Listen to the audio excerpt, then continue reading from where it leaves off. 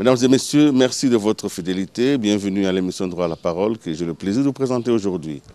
Nous allons nous déplacer vers la colline inspirée qu'on appelle l'Université de Kinshasa, où s'est déroulée une grande conférence aujourd'hui organisée par Géopolis Forum en collaboration avec l'Université de Kinshasa, mais par ces deux départements, la faculté d'économie et la faculté des sciences sociales et relations internationales.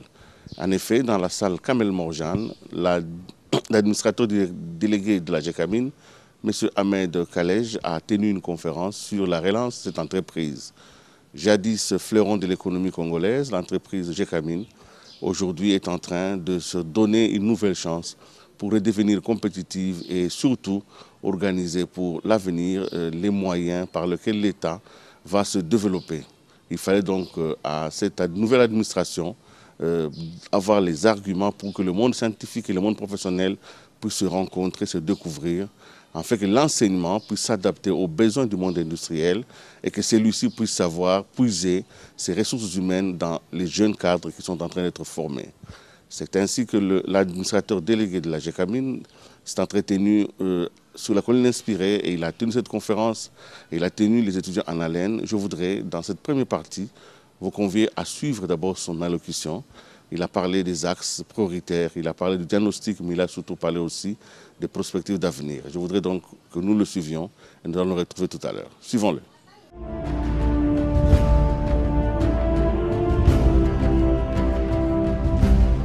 Invité à exposer au Forum économique sous le thème « Kit du plan de relance de la GECAMIN, véritable poumon pour le développement socio-économique de la République démocratique du Congo », c'est jeudi 27 juin 2013 à l'Université de Kinshasa, l'administrateur délégué de la GECAMIN, Ahmed Kalej Kond, a partagé avec plus de 1000 étudiants non seulement les ambitions, le défi et les perspectives d'un avenir meilleur de la société congolaise, mais aussi une approche rassurante et convaincante sur les réveils du géant minier qu'est la GECAMIN.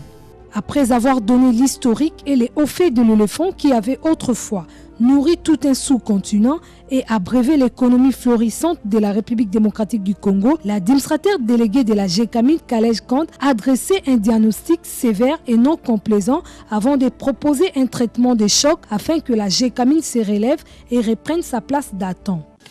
Pendant plusieurs années, GECAMIN a été la plus grande entreprise du Congo, tous secteurs confondus.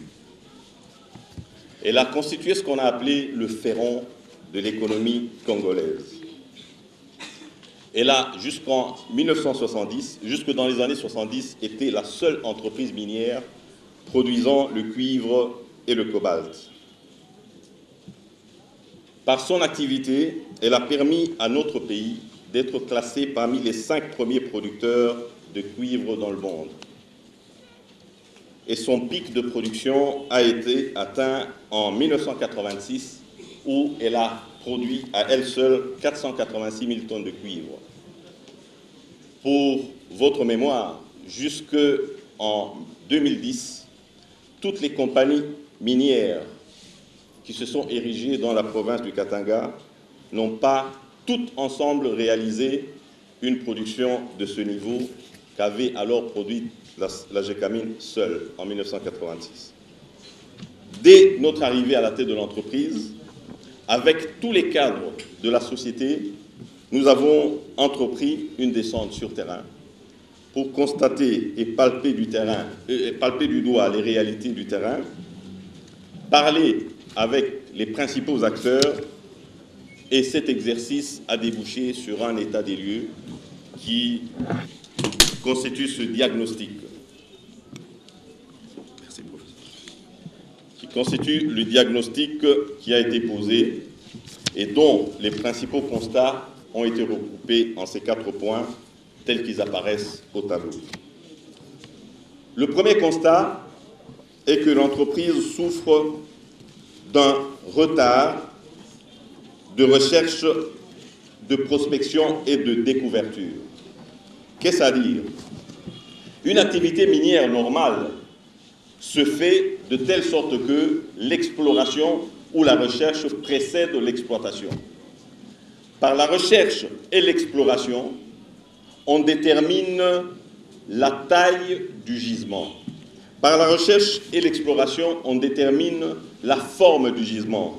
Par la recherche et l'exploration, on identifie la nature du minerai qui va être exploité. On détermine la teneur du minerai contenu dans le gisement. Et ces informations sont précieuses sur le plan économique pour pouvoir décider d'abord de l'emplacement de l'usine, pour décider de la taille de l'usine qui devra être construite, pour décider du type de technologie qui devra être utilisée pour traiter le minerai qui sera extrait, et pour définir le modèle économique afin que le projet soit économiquement rentable. Donc, si la recherche ne précède pas l'exploitation, eh bien, l'activité qui va s'en suivre va ressembler à un pilotage à vue. Et c'est ce à quoi on a assisté jusque très récemment, en 2010. Le second constat a porté sur l'état de l'équipement, de l'outil de production. L'essentiel des usines date, pour certaines, des années 1920 et d'autres des années 1940. Ce n'est pas du tout jeune. Et cet état vétuste de l'outil de production ne permet pas une activité pérenne. L'entreprise souffre de beaucoup de temps d'arrêt pour raison de panne et il faut chaque fois procéder à des réparations et ça occasionne énormément de manque à gagner. Par ailleurs, la technologie étant vieille, les rendements de récupération de ces unités sont faibles. Là où les autres entreprises minières recouvrent jusqu'à 60 ou à 80% des métaux contenus dans les minerais, nos installations ne permettaient guère de recouvrer qu'un maximum de 50%. Ça veut dire que 50% des métaux étaient renvoyés, rejetés dans la nature. C'est une perte énorme parce qu'en même temps, l'état de ces équipements nous forçait à utiliser un peu plus d'intrants, un peu plus de réactifs que les autres partenaires. Le troisième constat est relatif au passif de l'entreprise. L'entreprise souffrait d'un endettement qui a été jugé d'excessif, et ça, c'est un héritage que nous avons acquis à la prise de fonction.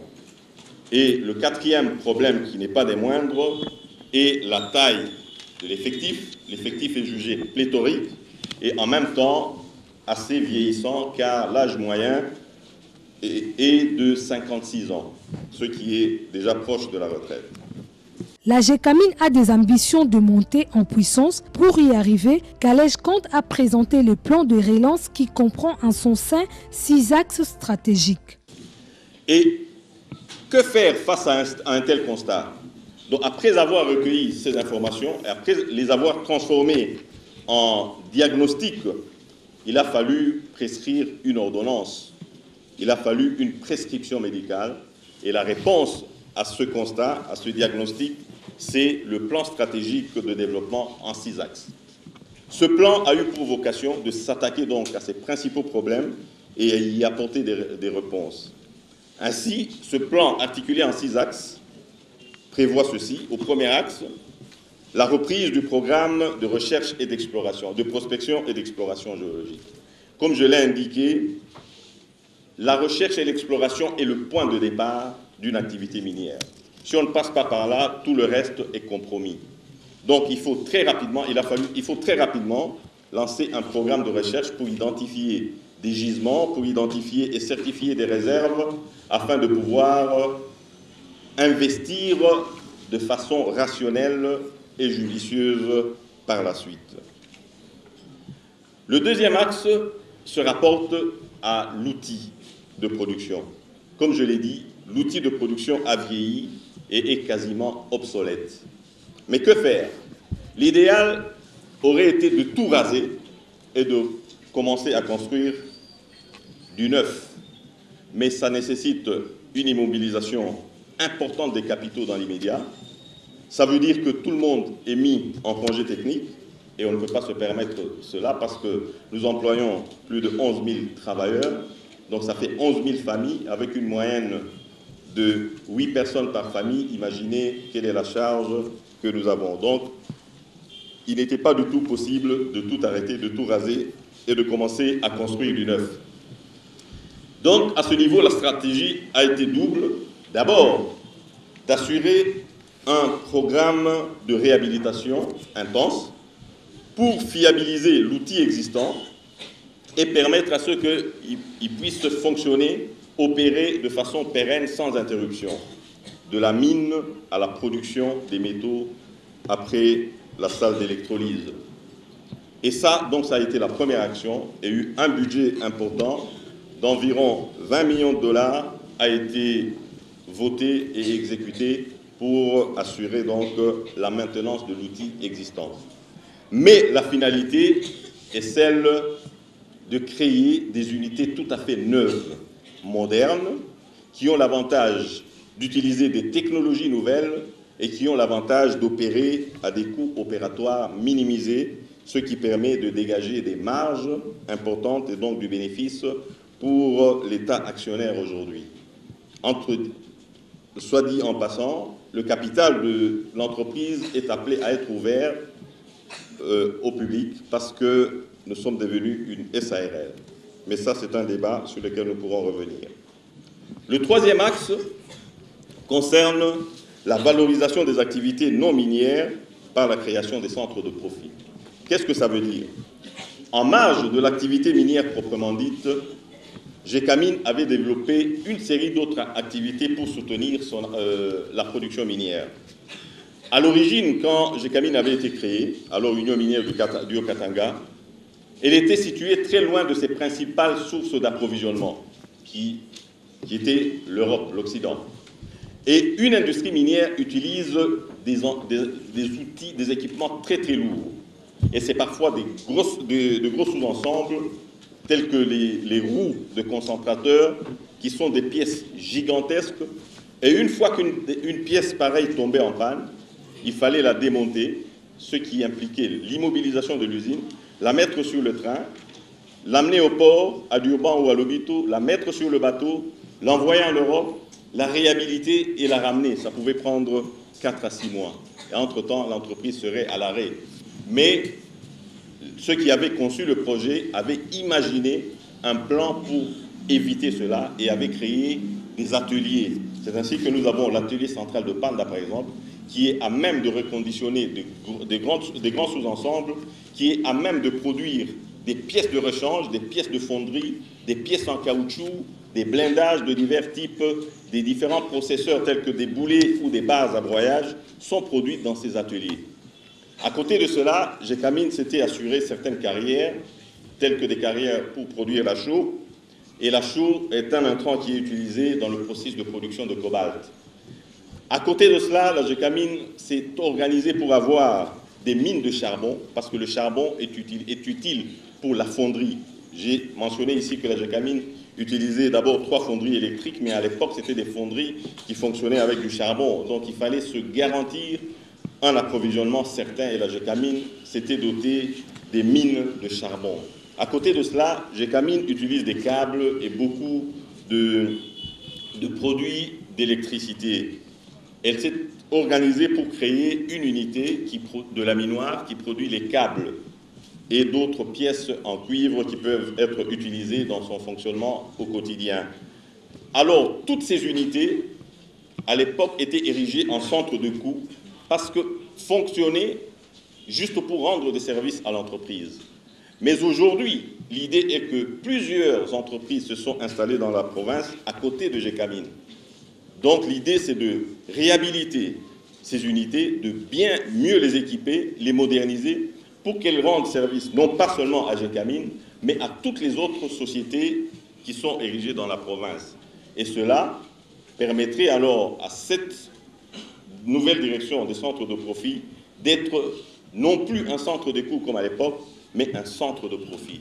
C'est là le sens. Donc c'est une occasion pour générer du revenu. Le 4e axe vise l'amélioration de la gestion des partenariats. J'ai dit que notre entreprise a pris de participation dans 25 sociétés minières. Mais l'objectif de la création ou de la prise de ces participations, c'est de faire de l'argent. C'est de trouver du revenu de ses activités, de son portefeuille. Jusque-là, cet objectif n'avait pas été atteint. C'est ainsi qu'il a été estimé nécessaire de redynamiser la gestion de ce secteur en essayant d'y voir un peu plus clair, en nous impliquant dans les opérations de gestion chez nos partenaires et ainsi améliorer nos retombées financières. Le 5e point concerne la restructuration du passif. Je l'ai dit, notre société était plombée par un endettement assez lourd et vous connaissez les banquiers ou les financiers, ils sont assez frileux. Quand vous allez leur demander de l'argent, ils vous demandent premièrement de présenter vos états financiers. Et si ils sont grevés de beaucoup de dettes, vous suscitez déjà un doute et ils vont hésiter à vous prêter de l'argent.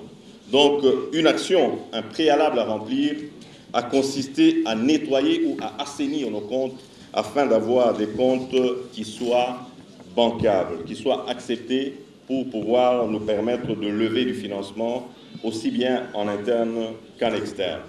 Le deuxième axe, bien sûr, touche aux effectifs. Il est ici impérieux de lancer un plan social pour réduire l'effectif afin de l'adapter à la taille de l'activité aujourd'hui, mais aussi l'idée est de rajeunir l'effectif en engageant des jeunes, donc vous êtes les bienvenus, pour pouvoir les former afin de redynamiser les activités de notre entreprise. Voilà donc les 6 axes qui ont été préconisés comme remède au diagnostic ou au constat qui a été fait.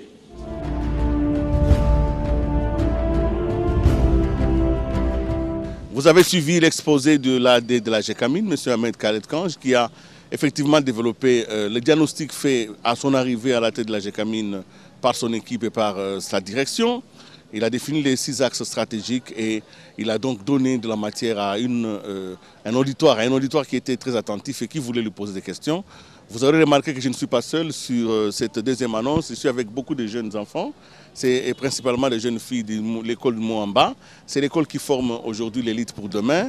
Ces enfants pour qui nous travaillons aujourd'hui doivent demain devenir l'élite de notre pays. Mais pour qu'on y arrive, il faut qu'ils aient la bonne formation, il faut qu'ils aient un bon encadrement, mais surtout une bonne éducation et que les valeurs éthiques et morales leur soient conservées. Donc je suis bien en train de faire un clin d'œil à tous les enfants à qui j'ai dit bonjour à toutes. Bonjour. Vous allez bien? Oui. Voilà. Vous avez remarqué, ces enfants parlent bien français et j'espère qu'ils vont aussi vivre très bien dans leur vie. Nous allons donc suivre dans cette deuxième partie les questionnements qui a été quand même essentiel dans cette émission. Nous suivrons donc les questions posées par l'auditoire, nous suivrons les déclarations faites par les différentes autorités et les réponses qui ont été réservées à ce travail. Suivons cette deuxième partie. Et j'ai dit aussi en même temps au revoir à tous les enfants et je souhaite bonne chance pour la vie. Merci. Voilà.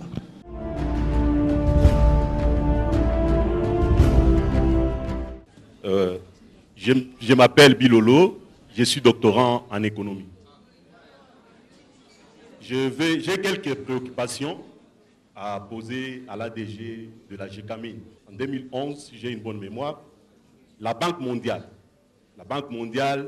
venait de publier un ouvrage capital intitulé « The Day After Tomorrow ». Si je ne m'abuse, vous avez lu cet ouvrage-là. The Days. Vous l'avez. Ok, merci. The Day After Tomorrow. Dans cet ouvrage-là, la Banque mondiale, avec ses experts bien sûr, arrive à la conclusion selon laquelle la croissance de l'économie mondiale dans les 20 ans qui vont suivre sera soutenue par les secteurs miniers. C'est le secteur minier qui fera la croissance de l'économie mondiale dans les 20 ans. C'est une conclusion à laquelle la Banque mondiale est arrivée dans son ouvrage qui peut être téléchargé sur son site. Et cette conclusion-là amène le débat que le professeur Kabeya venait de soulever tout à l'heure sur la pertinence du rôle de l'État dans l'économie. Si vous voyez toutes les réformes que nous sommes en train de faire dans notre pays, notamment aujourd'hui la GECAMIN, hier la mamelle de l'économie congolaise, aujourd'hui une société par action à responsabilité limitée, ça témoigne bien de l'importance que la Banque mondiale, ça témoigne bien le fait que la Banque mondiale veut à tout prix contrôler la gestion des secteurs miniers dans les pays en développement, par des partenariats publics-privés bien sûr. Moi je trouve que de ce point de vue-là, nous partons très mal, l'État congolais part très mal, d'autant plus que les permis d'exploitation, la manière dont les contrats miniers se négocient dans notre pays, dans une large part, ça va toujours en désavantage du développement, des principes de prescription de développement endogène de notre économie. Ça, c'est ma première préoccupation. La deuxième préoccupation, vous avez soulevé beaucoup de problèmes.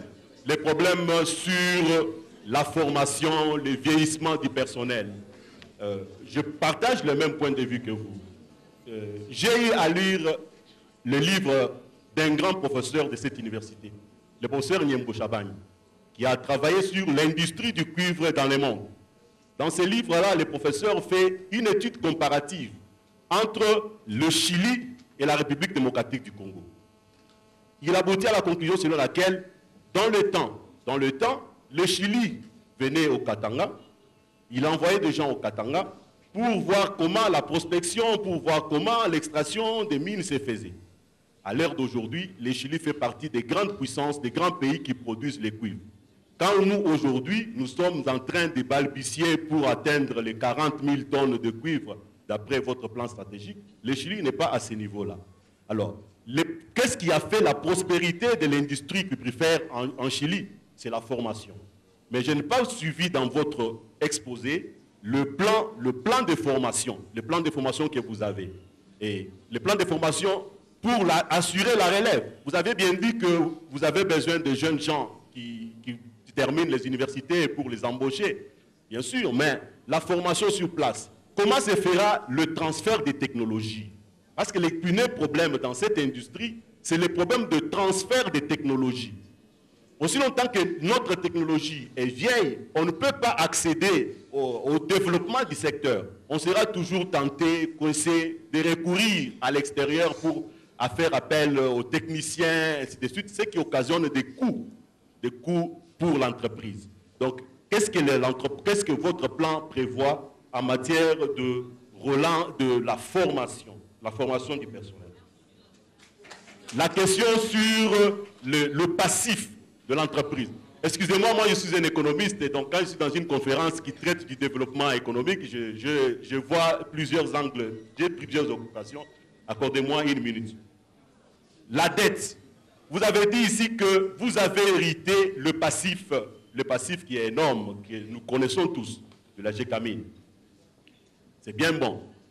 Et si vous lisez aussi les écrits, les professeurs, les savants de notre pays qui ont écrit sur la question, il y en a beaucoup qui ont écrit là-dessus. Il y a le professeur Mabi, dans son livre « Les dérives d'une gestion prédatrice ». Il explique comment est-ce que la GECAMIN, qui était la mamelle de l'économie congolaise, était arrivée à son effondrement. Parmi les éléments de son analyse, il cite la prédation. Et la prédation, je viens à la prédation, pourquoi? Parce que nous sommes tous informés que la Banque mondiale venait de suspendre son programme avec notre gouvernement. Pourquoi? Parce qu'elle n'a pas vu clair dans un contrat minier. Et pour décanter la situation, il a fallu que le président du conseil d'administration de la GECAMIN aille au siège de la Banque mondiale à Washington. Ils ont fait des nuits blanches, je l'ai suivi à la télévision, je vous ai suivi. Ils ont discuté et maintenant on vient de décanter cette situation-là. Qu'est-ce qui était derrière ça? Il y avait un flou artistique entretenu derrière un contrat qu'aurait signé la GECAMIN avec un partenaire. Alors, vous parlez du vieillissement, vous parlez de la dette, au moment où, pour bien comptabiliser, pour bien mettre de garde-fous, lutter contre le surendettement de la GECAMIN, éviter que les prédateurs, éviter que les gestionnaires viennent s'enrichir derrière, sur le dos de la GECAMIN, Et la GECAMIN continue encore à entretenir le flou dans la gestion de ces contrats miniers avec d'autres partenaires. Alors, j'aimerais que vous puissiez nous donner un peu une explication sur cette question-là. Je pars de la série de questions posées par Monsieur le vice-doyen et qui partait du plan de relance en disant, si je récapitule, qu'il faut intégrer une dimension de mondialisation dans le traitement ou l'industrie du cuivre, du cobalt et du zinc, et qu'il faut tenir compte des exigences, de ces exigences dans la compétition, dans le rapport et dans la compétition mondiale, qu'il faut intégrer la dimension technologique et de know-how, et qu'il faut faire allusion à tout le potentiel minier perdu lors de la création des sociétés en partenariat. Professeur, je suis d'accord avec vous que nous sommes à l'ère de la mondialisation et que nous ne pouvons pas opérer en autarcie. Donc nous ne pouvons pas tenir compte de ce qui se passe dans le monde pour pouvoir orienter notre activité de production. Pour illustrer ce que je dis, c'est que toute notre production est dictée par la demande. Et la demande, c'est celle qui est manifestée par les utilisateurs finaux de notre production. Aujourd'hui, nous savons tous que la Chine a le vent en poupe. C'est elle qui achète principalement la production minière, que ce soit dans notre pays ou dans d'autres pays. Et si nous voulons vendre, vendre de façon compétitive, nous devons produire selon les exigences de la Chine. Et c'est ce que nous faisons. Non seulement de la Chine, mais de tous les autres qui s'approvisionnent auprès de nous. Donc, la mondialisation, nous ne pouvons pas y échapper et nous tenons bien compte des signaux ou des exigences du marché dans notre activité de production. S'agissant de la technologie, nous ne pouvons pas y échapper. Dans mon exposé tout à l'heure, j'ai dit que, parlant des unités de production, j'ai dit qu'il fallait maintenir une activité de réhabilitation pour maintenir l'activité de production pérenne, mais que l'idéal, c'était d'aller droit vers des technologies nouvelles, avec des usines modernes qui font recours à une technologie moderne. Donc, professeur, tout à fait d'accord avec vous, on ne peut pas échapper à ce que vous avez préconisé. Le professeur Omeonga a lancé une grande préoccupation par rapport. Il se faisait beaucoup de soucis quant aux débouchés des étudiants qui nous suivent très attentivement aujourd'hui en sollicitant des stages pour eux à la fin de leurs études. Mais heureusement qu'il m'a précédé parce qu'il m'a arraché la réponse de la bouche parce que j'étais en train de dire que ce que j'avais offert ici, en tendant la perche, c'était mieux que les stages, mais c'était de l'emploi. C'est ainsi que j'ai parlé du rajeunissement du personnel de l'entreprise et nous comptons sur des cadres comme vous êtes là, bien formés, et vous serez les bienvenus pour venir redynamiser nos activités de production.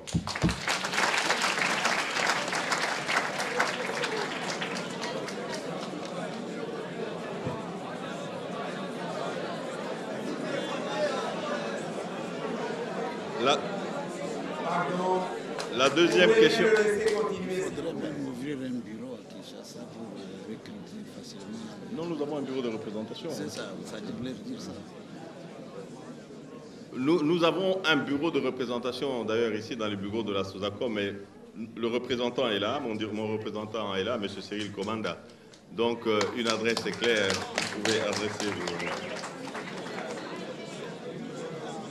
La deuxième question du professeur Omeonga faisait état de la formation. Je pense que je suis passé vite sur le sujet, mais si vous regardez le 6e axe du plan stratégique, il se réfère à la réduction des effectifs et aux actions de formation. Donc, il est prévu non seulement de réduire les effectifs en faisant partie ceux qui sont en âge de retraite et ceux qui sont disposés à partir de façon anticipée. Mais il est prévu dans ce plan le recrutement des jeunes cadres qu'il faudrait former. Et la formation ne concerne pas seulement les nouvelles recrues, mais aussi tous les autres cadres qui sont déjà dans l'entreprise, parce que la technologie évolue et il faut les mettre à jour pour être compétitifs et être performants pour l'entreprise. Et ces formations sont de différentes sortes.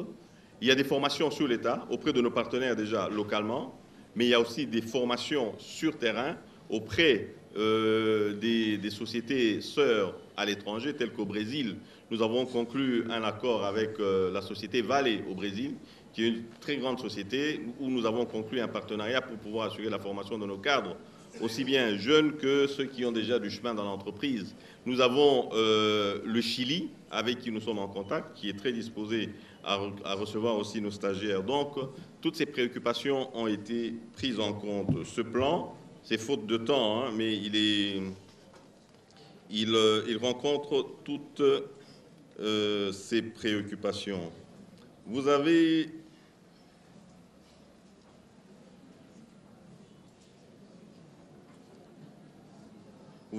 parlé de la prédation. Vous avez parlé du transfert de technologies, ça c'est dans le cadre, de la formation. Et vous avez parlé de la prestation et du contrat, de la suspension de contrats miniers. Je vais vous dire une chose, c'est que nous sommes membres de l'ITIE, qui est une organisation très sérieuse et qui gère des questions de la transparence dans le secteur de l'industrie minière. Et depuis 2 ans, cette structure travaille en collaboration avec toute l'industrie minière et particulièrement avec notre entreprise. Et si vous avez entendu les commentaires de cette entreprise, de la part de son président, cette organisation est internationale.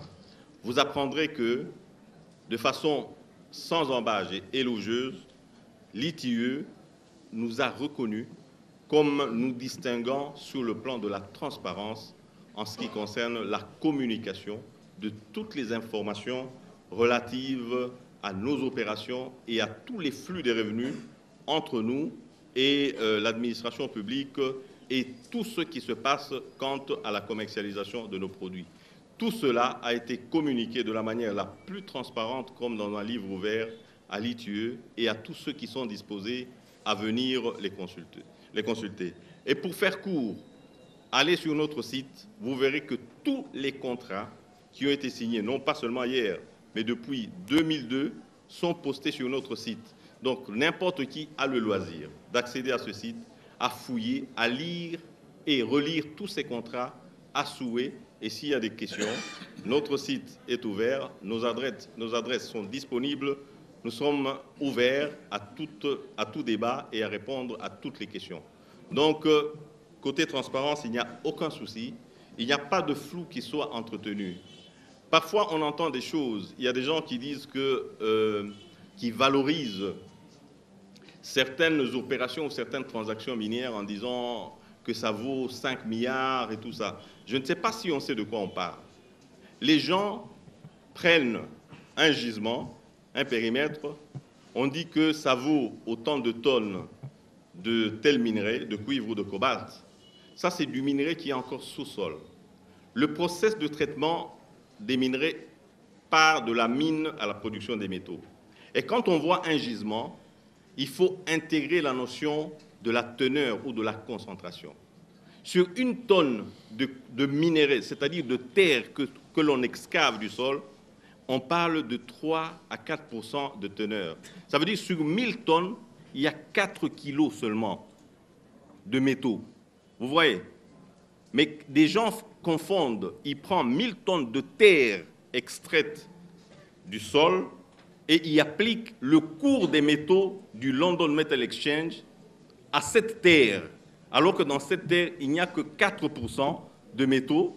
Et encore, il faudrait y ajouter les coûts de traitement pour en sortir la valeur au coût de production et évaluer sa valeur marchande. Donc il y a énormément de confusion que les gens font par rapport à ça.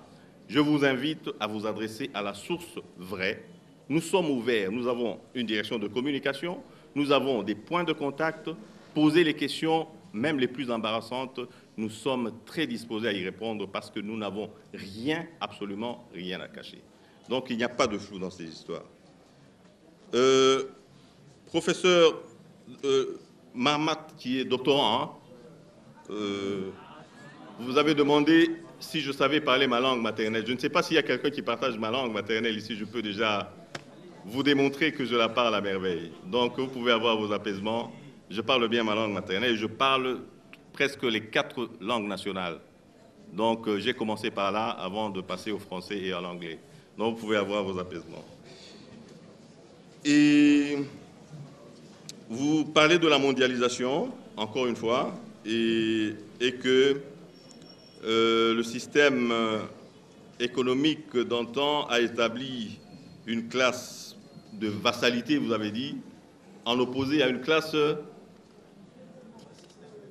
à un système de vassalité économique, ou qui établit, voilà, la périphérie et le centre, et que l'Occident s'érigeait en centre et nous, les sources d'approvisionnement, en périphérie. Conceptuellement, on peut considérer défendable une telle manière de voir les choses. Mais en étant sur terrain, de façon tout à fait pragmatique, mu par les intérêts bien compris, parce que c'est ça qui nous guide, de façon économique, nous n'agissons pas pour faire plaisir aux autres, mais nous produisons pour faire de l'argent. Donc, nous faisons référence à des principes économiques les plus classiques possibles dans notre manière de produire. Nous produisons pour minimiser les coûts et maximiser les profits pour garantir des marges bénéficiaires suffisantes pour nous-mêmes et pour notre actionnaire, l'État. Donc nous n'allons pas nous laisser entraîner ou dicter un certain dictat dans notre manière de produire ou de commercialiser notre production. Nous comprenons nos intérêts bien compris et nous agissons en conséquence. Voilà ce que j'ai à dire à ce sujet. La dernière question est de Hubert Konzi, qui s'est un peu soulevé contre les institutions de Bretton Woods en disant qu'elle mettait la GECAMINE, qui est l'espoir, je dirais, de la relance économique de notre pays, ces institutions la mettaient dans leur point de mire et que ces institutions, d'après lui, n'avaient jamais développé un pays. Écoutez, je pense que nous devons faire la part des choses.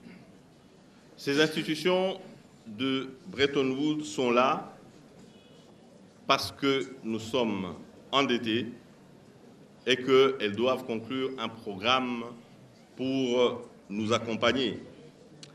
Et si nous poursuivons correctement ces réformes économiques qui ont été amorcées, nous pourrons arriver à un moment donné où nous pourrons, notre économie étant suffisamment développée, ayant dégagé suffisamment de revenus pour se refinancer elle-même, nous pourrons être, je dirais, affranchis ou pas être obligés forcément d'être en programme avec ces institutions, sans nous exempter nous-mêmes des règles de gestion strictes, de gestion transparente pour l'intérêt de nos communautés et l'intérêt de toute la population en général.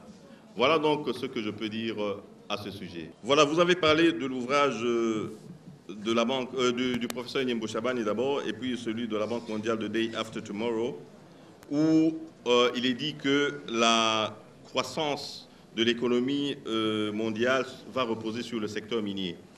Je suis d'accord avec vous. Je reviens de Libreville où j'ai assisté à un forum, le New York Forum for Africa, où j'ai entendu une éminente matière grise qui est M. Lionel Zinsou, qui a abondé exactement dans le même sens et plusieurs fois, quand il a prédit des choses ou il a projeté des choses, on s'est moqué de lui, mais le temps finit toujours par lui donner raison. Je partage ce point de vue et d'ailleurs, on le voit avec l'émergence des BRIC, donc des pays tels que le Brésil, l'Inde et l'Afrique du Sud, on voit que la demande des produits miniers a sensiblement augmenté, ce qui se reflète sur les cours des métaux. Aujourd'hui, il y a quelques jours, on a atteint des cours qui ont frôlé les 10 000 $ la tonne de cuivre. À l'époque où la Gécamine produisait 500 000 tonnes de cuivre, le cours des métaux n'était guère qu'autour de 1 000 $. Imaginez ce qu'aurait été son revenu si la Gécamine avait sa production d'antan. Donc je suis tout à fait d'accord avec vous que le secteur minier est très porteur de développement et qu'il va soutenir encore pendant longtemps la croissance mondiale. Donc il faudrait seulement que les acteurs veillent bien se comporter dans ce secteur parce que par leur comportement, ils peuvent faire déraper les choses. Je prends le cas du marché de cobalt qui est très étriqué et le moindre mouvement sur l'offre se répercute terriblement sur les cours et les fait infléchir très rapidement et décourage finalement les nouveaux investissements. La demande est encore forte du côté du cuivre, par exemple, mais la Chine, qui est l'un des gros consommateurs, a déjà dépassé la phase de consommation et même au niveau d'une phase d'accumulation ou de stockage. Et il faut tenir compte de ça. Ça veut dire qu'à un moment, elle peut se retrouver suffisamment forte pour pouvoir influencer les marchés et compliquer la donne par la suite. Mais de façon globale, la demande est tellement forte qu'elle va encore impulser la croissance pendant longtemps. Alors, vous avez parlé encore... attendez... Ah, vous avez encore parlé de problèmes de formation. Oui, je crois que j'ai répondu à cette question au passage. Donc, nous avons un programme de formation qui est très bien élaboré. Je n'ai pas eu le temps de l'exposer ici, mais il est très, très présent. Par rapport au flou des contrats miniers, je vous l'ai dit. Donc, par rapport même au contrat qui a suscité beaucoup de discussions ici, je vous dis aujourd'hui, il y a un affidavit qui est posté sur notre site, qui explicite dans les moindres détails ce qu'il y a eu. En fait, c'est une question d'information, tout simplement. Ce qui a été dit par la mission qui s'est rendue à Washington n'a pas ajouté un « i » à ce que nous avons toujours dit en tant que Gécamine par rapport à ça.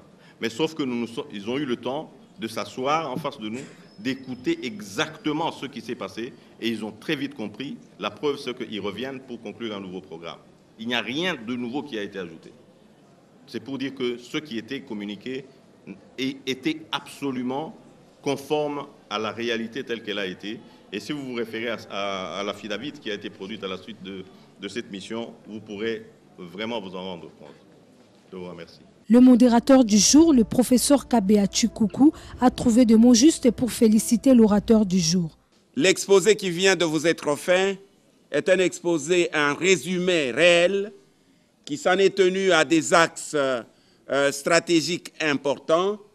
Il est vrai que les détails, si on voulait nous les donner, nous n'en aurions pas pour assez dans 5 jours. Pour clore, l'administrateur délégué de la Gécamine, Kalej Kand, a remis à la fois 2 lots importants de matériel à l'Université de Kinshasa et aux étudiants de la Faculté des sciences économiques et de gestion de la même université.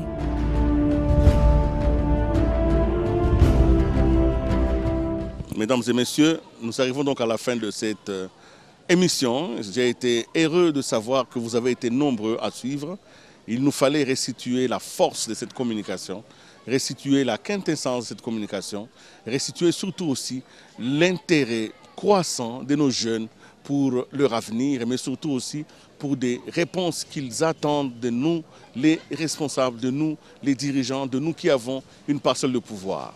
Le transfert de technologie, le transfert des compétences, le transfert d'un savoir-faire, mais surtout le transfert d'un savoir-être, ce doivent être les acquis de demain, parce qu'aujourd'hui, les jeunes ont besoin de ce savoir. J'ai donc été très heureux de vous savoir nombreux chez vous pour cette émission de Droit à la parole, que j'ai le plaisir de présenter à partir de la colline inspirée, ici à l'Université de Kinshasa, où le directeur général des institutions de notre pays, mais surtout aussi l'AD de la GECAMIN ont fait l'honneur de visiter ces campus et vous aurez sans doute remarqué qu'il n'est pas venu main libre et qu'il a accordé un don d'ordinateur à l'université, mais aussi au département qu'il a vu naître, celui de la faculté d'économie. D'ici là, portez-vous bien et à la prochaine.